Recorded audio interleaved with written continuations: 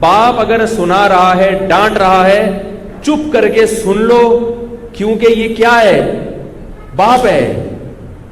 سمجھ رہے ہو؟ یہ ابا ہیں آپ کے. اس موقع پر جس نے، یاد رکھو، اپنے باپ اور ماں کی برداشت کر لی نا، بلکہ باپ کی، ماں کی برداشت کرنی نہیں پڑتی اتنی، مائیں تو نرم دل ہوتی ہیں. ابا ہوتے ہیں وہ بہت ساری چیزوں میں گڑبڑ کرتے ہیں، یہ کیوں کر رہا ہے، ایسا کیوں کر رہا ہے. اماں کو تو ٹوپی کرانا بہت آسان ہوتا ہے. اماں کے سامنے 2 آنسو رو لو، اماں کہتی بس بیٹا تو جو چاہیے لے جا. بس اماں کے سامنے گٹکے کے پیسے مانگو، وہ کہیں گی نہیں بیٹا گٹکے سے کینسر ہوتا ہے. اماں لے ہوئے 50 روپے لے لو، تھوڑا سا رو لو دے دے گی. ابا تھوڑی گٹکے کے پیسے دے گا اتنے آرام سے. تو ابا ہے وہ جانتا ہے کہ میں نے گٹکا کھایا تھا تو میرا کیا ہوا تھا. ٹھیک ہے، حالات کو بھی جانتے ہیں. اور وہ تو باپ کی طبعیت میں چونکہ اللہ تعالیٰ نے تربیت کا عنصر زیادہ رکھا ہے، اس لیے باپ کی فطرت میں اللہ نے غصہ رکھ دیا. یہ جو باپ کو بات بات پہ غصہ آتا ہے نا، یہ خود نہیں آتا، یہ لانے والی فطرت ہے جس نے باپ میں غصے کے جراثیم ڈال دیے ہیں. کیونکہ اگر دیکھو ماں اور باپ دونوں چاہیے نا اولاد کو، اگر صرف ایک چاہیے ہوتا تو اللہ یا تو بچے کو صرف ماں دیتے یا صرف باپ دے دیتے. ظاہر ہے دونوں قسم کی محبتیں چاہیے، تبھی اللہ نے باپ بھی دیا اور اللہ نے ماں بھی دی. ماں سے الگ قسم کی تربیت ہوتی ہے اور باپ سے الگ قسم کی. تو باپ سے جس قسم کی تربیت ہوتی ہے اس کے لیے روب ہونا ضروری، غصہ ہونا ضروری. باپ بدگمان بھی جلدی ہوتا ہے بیٹے سے. آپ آئے مدنی مسجد سے 1 بجے پہنچ رہے ہیں، آپ نے ابا سے کہا میں مدنی مسجد تھا، تو عین ممکن ہے ابا بدگمان ہو جائے کہ ممکن ہے کوئی فلم دیکھ کے آ رہا ہو. اس لیے کہ جس میں تربیت کا عنصر رکھا ہوتا ہے نا، اس کے لیے اس کی یہی شان ہے کہ وہ زیادہ خوش فہمیوں میں مبتلا نہ ہو. حضرت حکیم الامہ مولانا اشرف علی تھانوی رحمہ اللہ تعالی فرماتے تھے کہ میرے پاس جب کوئی میرا مرید آتا ہے جس کی تربیت میرے ذمے ہے، تو اس میں اگر 99 اچھائیاں ہوں اور 1 برائی ہو تو میری نظر اس کی برائی کی طرف جاتی ہے، اس کی 99 اچھائیوں کی طرف بولو بھائی نہیں جاتی. 1 برائی جو ہوگی نا وہ مجھے نظر آ رہی ہوگی، کیونکہ میں مربی ہوں اس کے لیے، اس کی اصلاح کرنے والا. جیسے آپ ڈاکٹر کے پاس جائیں، کھانس رہے ہیں آپ یا آپ کو زکام ہے، تو وہ ڈاکٹر کیا کہہ رہا ہے؟ آپ کے چہرے کو دیکھ رہا ہے، یار کیسا سرخ چہرہ ہے ماشاءاللہ. آپ کھانس کے آدھے ہو گئے. آپ کی نظر چیک کر رہا ہے، یار 6/6 نظر ہے تمہاری. شوگر چیک کی اس نے، یار شوگر بھی ٹھیک ہے. بلڈ پریشر چیک کیا، بلڈ پریشر بھی ٹھیک ہے. یار فٹ فاٹ ہو، یار میدا بھی صحیح کام کر رہا ہے، دماغ بھی سیٹ ہے. پہلے حالانکہ اس کو اپنا دماغ چیک کرنا چاہیے تھا کہ میرا دماغ سیٹ ہے یا نہیں.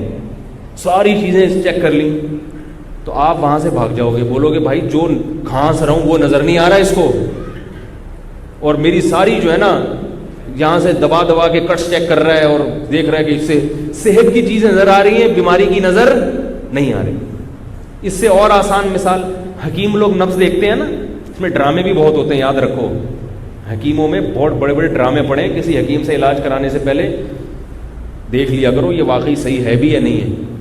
تو کوئی واقعی صحیح حکیم ہو تو وہ نبض دیکھتے ہیں نا، نبض پہ ہاتھ رکھ کے چیک کرتے ہیں. اب کسی حکیم کو آپ نے دکھایا، اس نے نبض پہ ہاتھ لگایا اور چیک کر کے رپورٹ کیا پیش کر رہا ہے؟ کہہ رہے ہیں آنکھیں بھی صحیح ہیں آپ کی، آپ کا معدہ بھی صحیح کام کر رہا ہے، آپ کو جو ہے شوگر بھی نہیں ہے، یہ بھی نہیں ہے، وہ بھی نہیں ہے، یہ بھی نہیں ہے، وہ بھی نہیں ہے.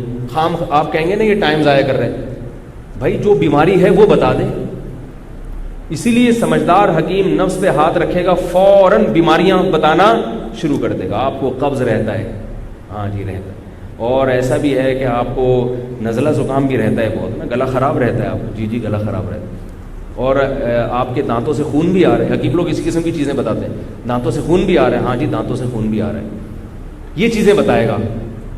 تو وہ کیونکہ آپ کو ٹھیک کرنے کے لیے بیٹھا ہوا ہے، اس لیے اس کی نظر آپ کی اچھائیوں پہ، صحت کی چیزوں پہ نہیں جائے گی، اس کی نظر کہاں جائے گی؟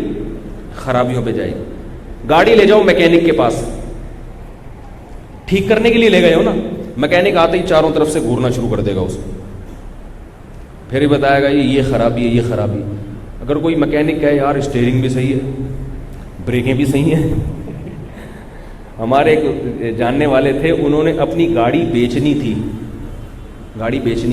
تو انہوں نے اخبار میں اشتہار دیا، لوگ آنا شروع ہو گئے، تو ایک صاحب آئے. اب کسٹمر جب آتا ہے نا تو اس کی نظر بھی خامیوں پر ہوتی تو خوبیوں پر بھی ہے، لیکن وہ بائر کے سامنے خامیوں کو ہائی لائٹ کرتا ہے، خوبیوں کو ہائی لائٹ نہیں کرتا. اگر خوبیاں بتائے گا تو وہ کہتا ہے یہ زیادہ چوڑا نہ ہو جائے اور قیمت نہ بڑھا دے، تو وہ جا کے نا اس کی برائیاں، حالانکہ اس میں گاڑی میں بہت سی اچھی چیزیں بھی ہوتی ہیں. یہ طریقہ سمجھا جاتا ہے نا، آپ جا رہے ہیں کوئی فرنیچر لینا ہے، بھائی اس میں تو یہ بھی ہے، تو یہ بھی لگا ہوا ہے، یہ تو یہ بھی. کبھی یہ نہیں کہیں گے یار یہ کتنا اچھا ہے، کیونکہ دکاندار پھر قیمت بڑھا دے گا. تو آپ نے کیا کیا، میکینک کے وہ ان کے پاس کسٹمر آیا اور آتے ہی کہنے لگا یار ان کا تو یہ بھی اس کا تو جو ٹائر صحیح نہیں ہے، گاڑی کا تو جو ہے نا ریڈیٹر صحیح کام نہیں کر رہا، اس کا تو جنریٹر بھی صحیح نہیں ہے. ان کو غصہ آ گیا ہمارے رشتے دار کو نا کہ یار ہر چیز میں کیڑے نکال رہے ہیں. تو انہوں نے اپنے بیٹے کو کہا کہ بیٹا ادھر آنا، ایک کاپی پینسل لے کر آنا، جو چیزیں انہوں نے ٹھیک کرانی ہے نا گاڑی خریدنے کے بعد، جو چیزیں انہوں نے ٹھیک کرانی ہے وہ یہ لکھ لیں گے. یعنی یہ کہہ رہے ہیں نا یہ بھی خراب ہے، یہ بھی خراب ہے، تو یہ اصل میں یہ گاڑی خریدنے کے بعد یہ چیزیں ٹھیک کرانا چاہتے ہیں، تو بھول جائیں گے ان کو لکھوا دو یہ ساری چیزیں. تو اس کو بھی غصہ آ گیا. انہوں نے کہا جب مجھے غصہ دلایا تو میں بھی اس کو غصہ دلاؤں گا. تو میکینک کے پاس جب گاڑی لے کر جاؤ تو وہ بھی جو چیزیں خراب ہوتی ہیں ان کی طرف جاتا ہے. تو حضرت حکیم الامہ فرمایا کرتے تھے کہ میرے پاس جب کوئی شخص آتا ہے جس کی تربیت میرے ذمے ہے، جو مجھ سے بیعت ہے، تو اس میں اگر 99 اچھائیاں ہوں اور ایک خامی ہو، تو فرماتے تھے میری توجہ کس طرف جاتی ہے، اس کی خامی کی طرف جاتی ہے. اور فرمایا کہ اگر کوئی ایسا شخص آئے جو مجھ سے بیعت نہیں ہے، اصلاحی تعلق نہیں ہے، اس میں اگر 99 برائیاں ہوں گی اور ایک اچھائی ہو تو میری نظر اس کی، بولو بھائی، اچھائی کی طرف جاتی ہے. تو یہ جو آج کل کی ینگ جنریشن کو ڈر ہے کہ ہمارے ابا ہر وقت ہم میں کیڑے ہی نکالتے رہتے ہیں، ہر وقت یہ کہتے رہے بھائی تو یہ کر رہا ہے، بھائی تو وہاں بیٹھا ہوا ہے، بھائی تو یہ کر رہا ہے، بھائی تو ابا ہم میں اچھائیاں بھی تو ہیں. ابا کبھی اپریشیٹ تو کرتے نہیں ہیں. ٹھیک ہے ابا کو اپریشیٹ بھی کرنا چاہیے، لیکن ابا ایسا کرتے کیوں ہیں؟ اس لیے کہ ابا کو اللہ تعالیٰ نے اولاد کے لیے مربی بنایا ہے، تربیت کرنے والا. اگر ایک خامی اولاد میں ہوگی تو باپ کی نظر اس خامی کی طرف جائے گی کہ میں کسی طرح نٹ بولٹ لے کے اس کی یہ خامی دور کر دوں. سمجھ رہے ہو یا نہیں سمجھ رہے؟ ماں کی توجہ نہیں جاتی ان چیزوں کی طرف، خامیوں کی طرف. یہ توجہ کس کی جاتی ہے؟ باپ کی. اس کا نقصان کیا ہوتا ہے گھروں میں؟ اولاد چونکہ باپ کے اس مزاج کو سمجھتی نہیں ہے، لہذا وہ ابا کو اپنے لیے بوجھ سمجھنا شروع کر دیتے، پھر وہ اماں کی طرف چلے جاتے ہیں. اماں بہت اچھی ہیں، ابا کیا ہیں؟ یہ صحیح آدمی نہیں ہے. اماں بھی یقیناً اچھی ہیں، لیکن اللہ کے بندو ابا بھی بہت اچھے ہوتے ہیں. کیونکہ ابا کے بارے میں یہ سوچو، یہ گھر تمہیں کس نے لے کے دیا ہوا ہے؟ ابا نے دیا ہوا ہے. بلکہ یہ اماں تمہیں ابا نے لے کے دی ہوئی ہیں. اللہ نہ کرے یہ ابا چھوڑ دیتی ان اماں کو، پھر یہ اماں کیسے پالتی؟ دیکھو بیچاری بھکارنیں جن کے شوہر نہیں ہے کیسے اپنے اولادوں کو لے کے در بدر کی ٹھوکریں کھا رہی ہیں. تم جو گھر میں ماں کی گود میں عزت سے پل گئے، یہ سایہ تمہیں تمہاری ماں کو کس نے دیا تھا؟ بول لو بھائی، باپ نے دیا تھا، باپ نے. اولاد کی تربیت میں باپ کا کردار ماں سے کئی گنا زیادہ ہے. پیدائش میں تو ماں کا دخل ہے، تکلیفیں اٹھا کے جنتی ہے، مگر تربیت میں کس کا دخل زیادہ ہے؟ باپ کا دخل زیادہ ہے. تو تمہاری ماں نے جو عزت عافیت کے ساتھ تمہیں پالا پوسا، یہ چھاؤں اس کو کس نے دی تھی؟ باپ نے دی تھی. گھر باپ نے میسر کیا. اور گیس بجلی کا بل، اگر صرف باپ گیس بجلی کے بل سے ہاتھ روک لینا کہ میں گیس کا بل نہیں دوں گا، بجلی کا بل نہیں دوں گا، پھر دیکھو گھروں میں کیا لڑائیاں شروع ہو جاتی ہیں. ایک ایک چیز وہ پوری کرتا ہے. اسکول کی فیسیں وہ دے رہا ہے. ظاہر ہے میں انہی اباؤں کی بات کر رہا ہوں جو یہ ذمہ داری اٹھاتے ہیں. ہمارے ہاں میجورٹی تو اٹھاتی ہے یہ ذمہ داری. تو جب اولاد جوان ہو گئی، اب نتیجہ کیا نکلتا ہے کہ وہ ماں کی طرف ان کا پورا رجحان، اور ابا چونکہ اسی مزاج کے ہیں، ڈانٹ ڈپٹ والے، تو ابا کو لوگ کیا کر دیتے ہیں؟ چھوڑ دیتے ہیں، کیونکہ ان کی کڑوی کسیلی سنی نہیں جاتی. ایسے موقع پر ابا سے محبت وہی کرے گا جو محبت صرف کس کے لیے کرتا ہے؟ اللہ کے لیے کرتا ہے. سمجھ میں آ گیا میں کیا کہنا چاہ رہا ہوں؟ ایسے موقع پر جب ابا، کیونکہ اب اپنی جاب بھی لگ گئی، کما بھی رہے ہو، اب ابا کے محتاج بھی نہیں رہے، اب ابا کو سے محبت کرو نا. اب ابا کیا لگتے ہیں؟ بوجھ.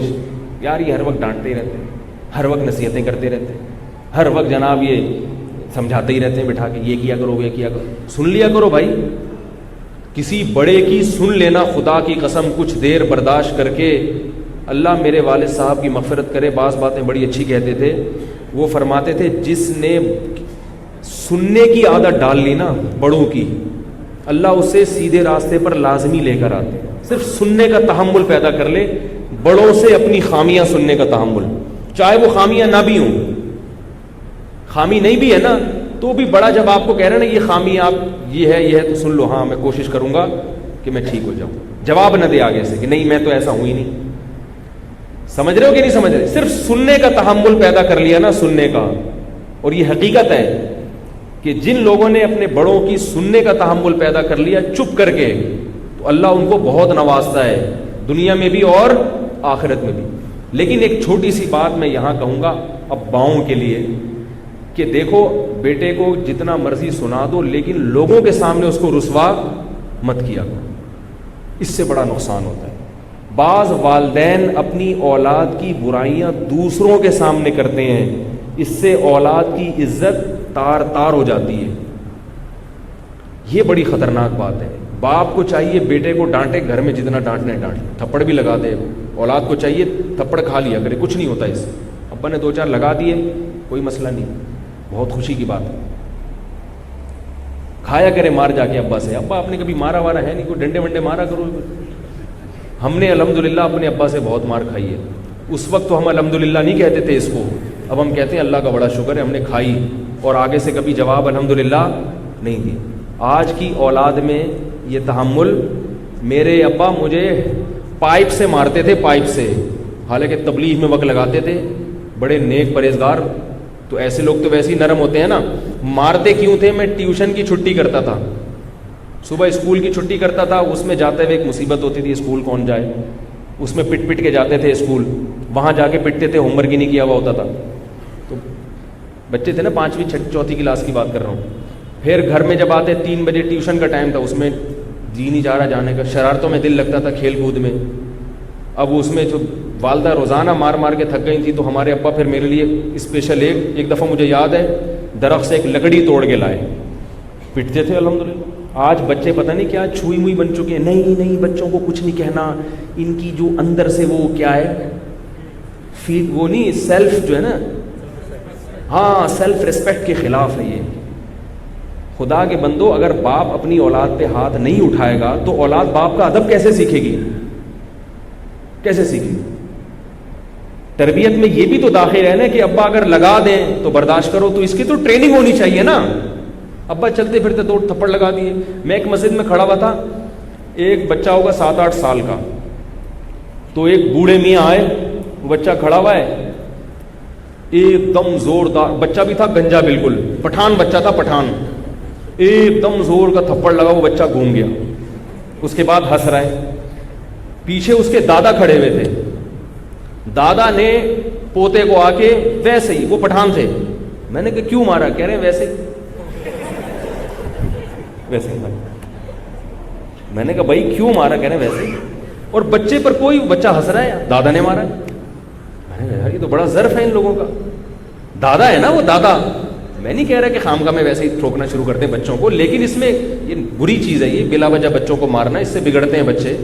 لیکن اس میں ایک پازیٹیو چیز بھی تو ہے کہ بچے کی تربیت دادا نے ایسی کر دی ہے کہ اگر دادا بلا وجہ بھی ٹھکائی لگا دے تو بچے کو اف کرنے کی اجازت نہیں ہے. تو یہ بچہ جو اب اتنا احترام کر رہا ہے، جب یہ میچور ہو جائے گا، سمجھدار ہو جائے گا، پھر دادا کا کیسا احترام کرے گا اور باپ کا کیسا احترام کرے گا یہ. اور یہ احترام بچے کو سکھایا کس نے؟ باپ نے. بات آ رہی ہے سمجھ میں کہ نہیں آ رہی؟ یہ احترام سکھایا کس نے؟ باپ نے. اس باپ نے اپنی اولاد کے سامنے اپنے ابا کا ایسا ادب کیا ہے کہ بچے کو پتا ہے کہ میرے دادا جب میرے ابا کو تھپڑ لگا دے تو میرا باپ آگے سے نہیں بولتا، تو میں کون ہوتا ہوں بولنے والا؟ ہمارے ہاں کیا ہوتا ہے کہ چھوٹا بھائی بڑے بھائی کے سامنے چیخ رہا ہے تو اس سے چھوٹا والا پھر اس کا احترام بولو نا یار نہیں کر رہا. اس کو پتا ہے یہ میرا بڑا بھائی اپنے بڑوں کا تو کرتا نہیں ہے, میرا احترام خام میں کروا رہا ہے مجھ سے. بیٹی ماں کا احترام نہیں کر رہی تو وہ اپنی بیٹیوں کو کیسے سکھائے گی کہ میرا احترام کرو.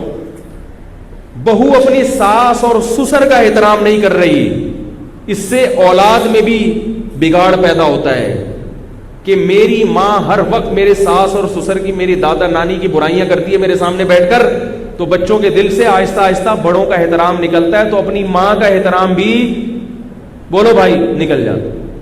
بچوں کے سامنے بیٹھ کر اپنے خاندان کے بزرگوں کی برائیاں کر رہے ہیں, یہ ایسے ہیں, یہ یوں ہیں, تمہیں پتا ہے تیری چاچی کیسے ہے, اپنے بچوں کو بتائے گی ماں اپنے بچوں کو بتائے, تجھے پتا ہے تیری چاچی کیسی ہے, تجھے پتا ہے تیری جو مامی ہے اس کو تو میں جانتی ہوں.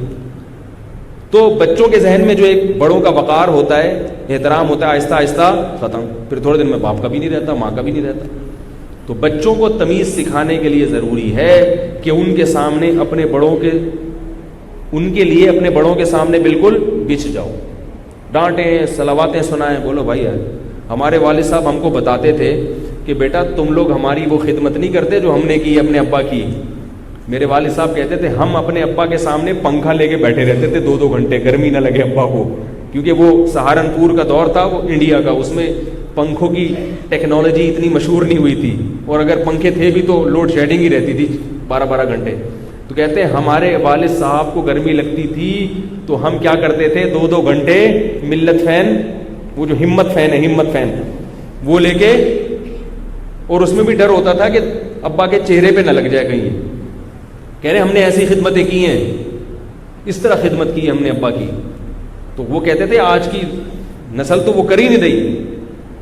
اور یہ جو آج کل باپ کی گھر میں تھوڑی بہت عزت ہے, یہ اس لیے ہے کہ باپ کچھ بولتا ہی نہیں اولاد کے سامنے. ان گھروں میں عزت ہے جن میں ابا جو ہے نا نیوٹرل ہو کے بیٹھ گئے کہ بیٹا جو مرضی کرتے رہو, میں بس یہاں پر ایک شو پیس کے طور پہ رکھا ہوا ہوں, میرا کام تھا کما کے کھلانا, وہ میں نے کھلا دیا, اب میری پینشن آ رہی ہے میں اس میں سے کھا لوں گا. ان گھروں میں ابا کا تھوڑا سا ہے, بھائی ابا ہیں ہمارے بہت اچھے ہیں, مولوی صاحب آپ کبھی ملیے ہمارے والد صاحب سے. ابا نے جہاں اپنا ابا ہونا ظاہر کر دیا, جہاں یہ ظاہر کیا کہ گھر کا سربراہ کون ہے, میں ہوں, یہ گھر میں چلے گی کس کی, میری, پھر اولاد نہیں سنتی. گوروں کے ہاں جو باپ کا اگر کوئی اتفاق سے کسی کے والد صاحب ہوں, ان کا اگر احترام ہوتا ہے نا تو وہ اس لیے ہوتا ہے کہ وہاں والد اولاد پر کوئی اپنا آرڈر نہیں چلا سکتا. ہمارے والے ابا اگر وہاں ہم بھیج دیں پھر دیکھو وہ کتنا احترام کرتے ہیں, کہتے ہیں تو ہر چیز میں دخل اندازی کرتے ہیں.